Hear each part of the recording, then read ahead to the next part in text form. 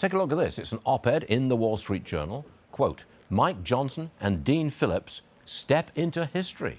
Right. Gerry Baker wrote that, and Gerry is with me this morning. First of all, my interest is in what Dean Phillips's role is in history. Well, we'll have to see, won't we? I mean, as I wrote in my column, if you'd asked me 10 days ago to, if you'd asked anybody in this country probably to identify Mike Johnson and Dean Phillips, they probably wouldn't have known. You wouldn't know. Maybe second-tier NASCAR drivers, as I said, or a couple of people whose faces you sometimes see on those posters for law firms when you're driving along the interstate. Anyway, here they are now. They are actually thrust into this position where they have this potentially historically significant roles. You talk about Dean Phillips. I mean, Dean Phillips is challenging Joe Biden for the Democratic nomination. He's a congressman from Minnesota. Joe Biden is really unpopular. We know that's the thing we know. He's extremely unpopular in the country. His approval ratings are incredibly low.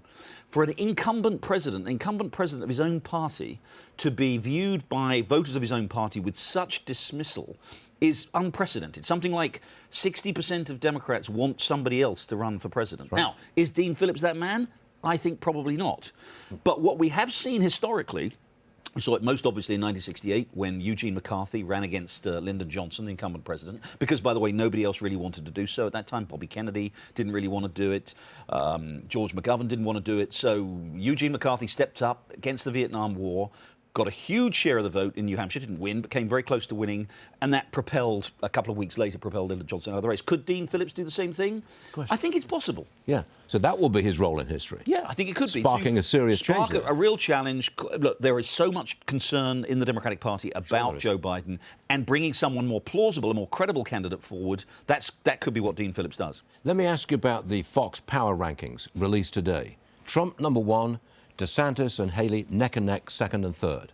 They are so far behind. Do you think that they can in any way catch up with Trump? Not unless there's some sort of an earthquake in most of the country, including all of the early primary states. Trump's got it sewn up? Which eliminate, yeah. I mean, look, of course, never say never. Anything can change. We're still 2 months away, 2.5 months away from the first primaries. But Donald Trump has such an extraordinary lead. And by the way, those polls, the Fox rankings are very interesting. But that recent poll that we saw in Iowa that was published this week, which shows Trump on about 45%, Haley and DeSantis tied at about 16%. You ask for their second choices. The vast majority of Ron DeSantis' second choice is for Donald Trump. Yeah. So the idea that, even in, by the way, and Iowa is not his strong state. Remember, he lost Iowa in 2016. So it's not even his strongest state. And even in one of his weaker states, he's still miles ahead. Look, again, I would never say nothing. I would never say anything is impossible. But the idea that something could change the race right now seems to me extremely. His base won't leave him. Not at all. As we said, won't filter away. He famously said, I could shoot someone in the middle of Fifth Avenue, and that's the truest thing any politician has ever said. Gerry Baker, that's good. See you all later. Thanks very much.